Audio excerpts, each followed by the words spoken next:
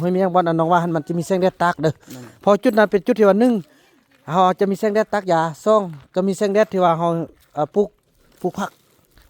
สิพาไปสร้างวิมานอยู่หั่นเป็นวิมานสวรรค์ชั้น7พุ่นแหละย่าไปเรานั่นเด้อไอ้สิไอ้เลเวงมื้อมื้อแล้วไอ้สิเข้าไปเราสิพาไอ้นกไปแล้วไปอยู่ห้วยเมียงบนเตอบ่อนอันใส่เกาะบ่อนอันไปเฮือนอีหลีเก่าหั่นนะบ่อนกว้างๆเป็นอ้วมหั่นน่ะไปท่านางติ๊กเดินทางโดยหมาไอยงจอมใจ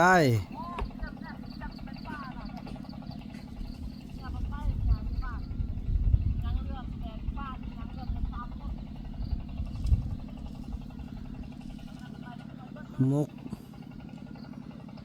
ไอเฟืองเดินทางปลอดภัยเด้อไอเด้อ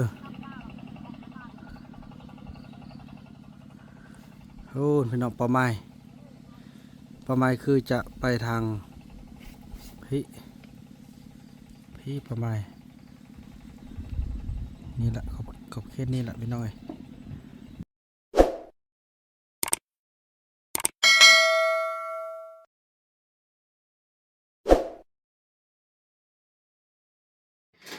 สบายดีท่านผู้ชมเนาะต่อจากคลิปอีพีที่แล้วพี่น้องที่ว่า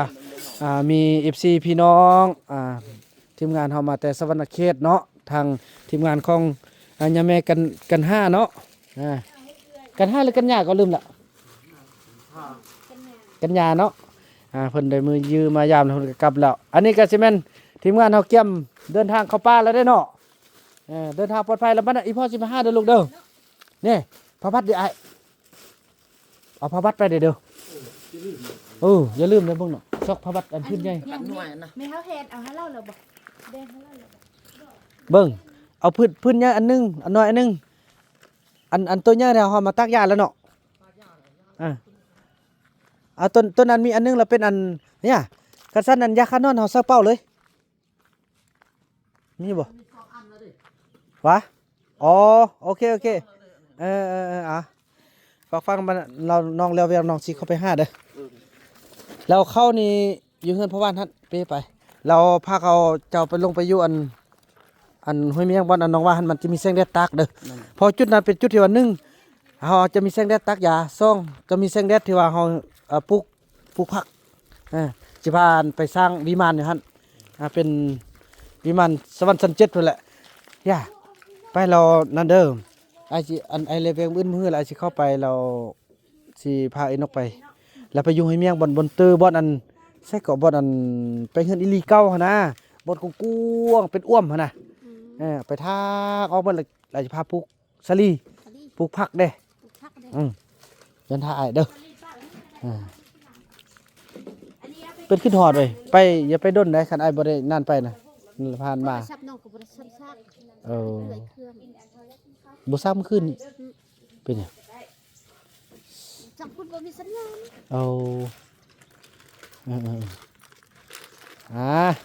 เมราแพทย์สนกแบง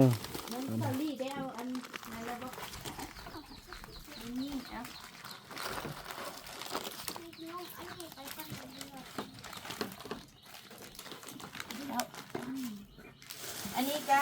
ให้เด็กน้อยไปกินน้ำแดงให้พี่แดงเขาเจ้ากินข้าวมันละอันนี้ให้แม่พี่เดี๋ยวลูกเด้ออันนี้เอาไปหอมบ่จะเอาเมื่อบ่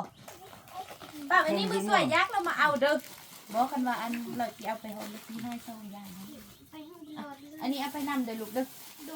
เอาเข้าไปป้านำ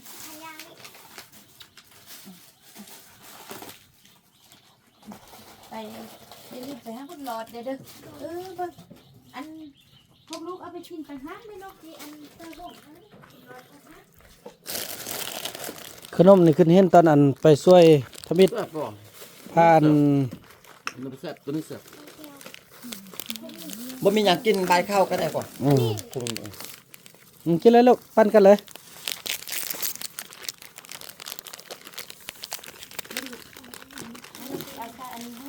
โอ้ยดีใจพี่น้องไอ้เนาะได้ของฟ้ากของตอน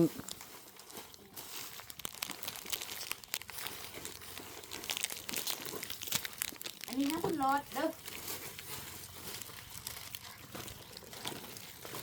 ไปแล้วลูกกระจกเอาอันนี้ให้น้องเลยเด้อ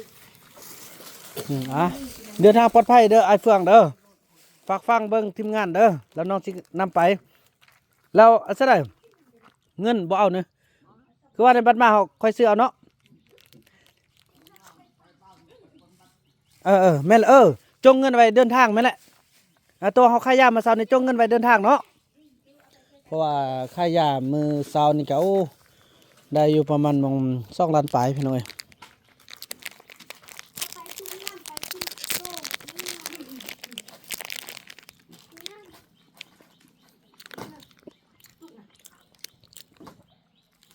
อันนี้ก็มีตัวสุกน้ำ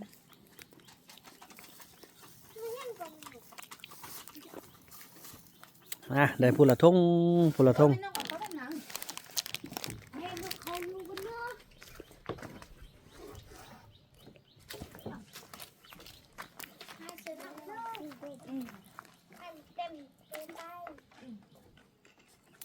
โอ้กินหมดเลยย่องไปเลย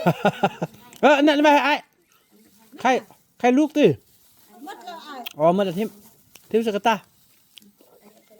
ขึ้นมาบ่มาเถอะ ไปตัวนี้ โอเคเดินทางปลอดภัยบันไดพ่อไปนำเด้อไปหาเด้อลูกเด้อลูกมุกคือกันเด้อครับพาแม่นกพาที่พ่อไปน เดินทางปลอดภัยเด้อลูกเด้อ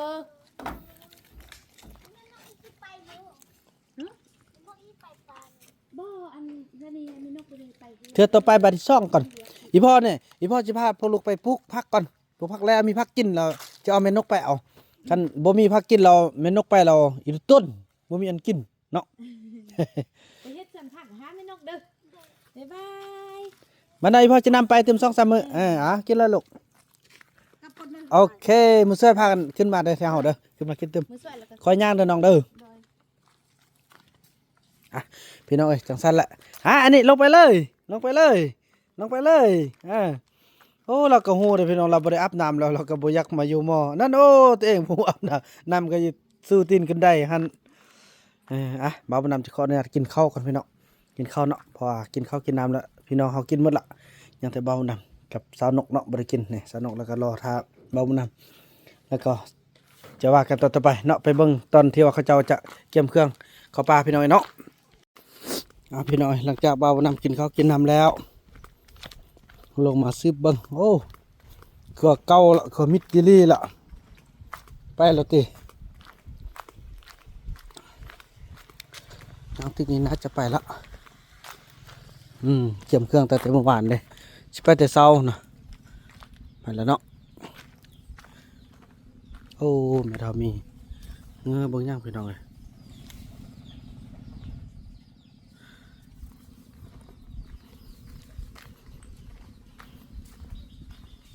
แม่ทัพแพทย์อยู่บ่อ้าวแม่ทัพแพทย์ไปใส่สลีไอ้เฟืองไปละเอาอีแพทย์ไปใส่ละเอานั่งพี่ไอ้เฟืองเพิ่นไปเอายาไปพาเขาไปเอายาเพิ่นก็มาเต็มไปมาจังซี่แหละ ยมกับจอมไปหมด ไปหมด มันแหละไปเปย์ยา ไปยา อยู่ลาเขาก็บ่มีเงินมีคำไม่เท่านี่ทอกนี่ก็บ่เบิ่งหน้าเบิ่งหลัง ไปฮอดเขาไปดนแล้วเนอะโอ้หักไปไอ้คุณจะไปแต่มื้อคืนเนาะไปมื้อคืนละโอ้เขาฮู้วิธีหาเงินละพี่น้องเอ้ยฮู้วิธีหาเงินไปเบิ่งไปนู่นแท้กับพ่อเพิ่นไปแต่มือก้อนนั้นพุ่นลักไก่ไปตัวหนึงไม่เงินถูกโมเน่าหมดพี่น้องเอ้ย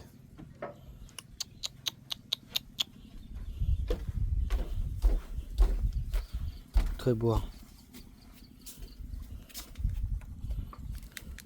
พูดเห็นละพอดีฮอตพี่ละ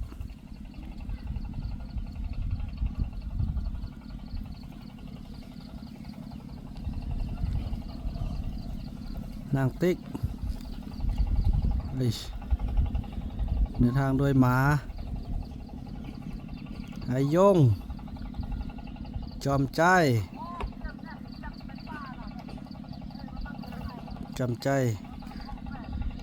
ใส่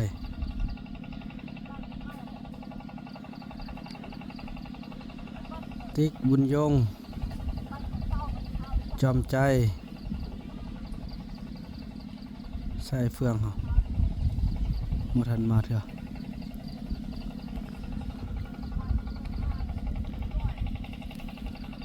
โทรหมกโมตกเก็ตมันอันนี้นะ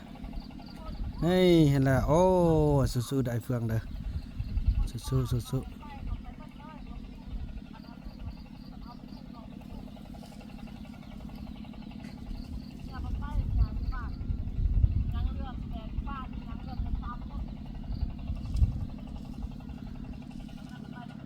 มุกไอ้เฟืองเดินทางปลอดภัยได้เด้อโอ้พี่น้องป่าไม้คือจะไปทางพี่ป่าไม้นี่แหละขอบเขตนี่แหละพี่น้อยนี่ก็ให้เนาะคืนนี้น่าจะไปนอนอยู่จอมพูนี้หรือว่าจะไปนอนทำเมียงกับโบเนาะ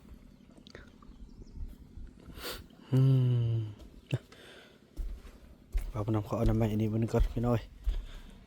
อวยแล้ววะสาด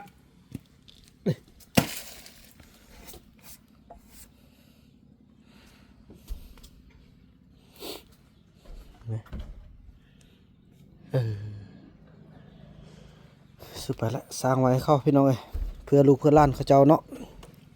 เพื่อนางเต้าเพื่อลูกของเซาลี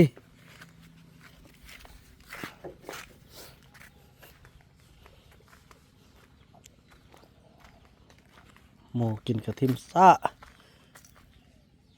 ไอ้คูนเนี่ย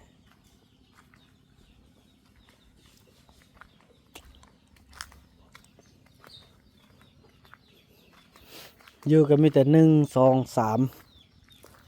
3 คนไม่เท่ามีไม่เท่าแพทย์เซาลี่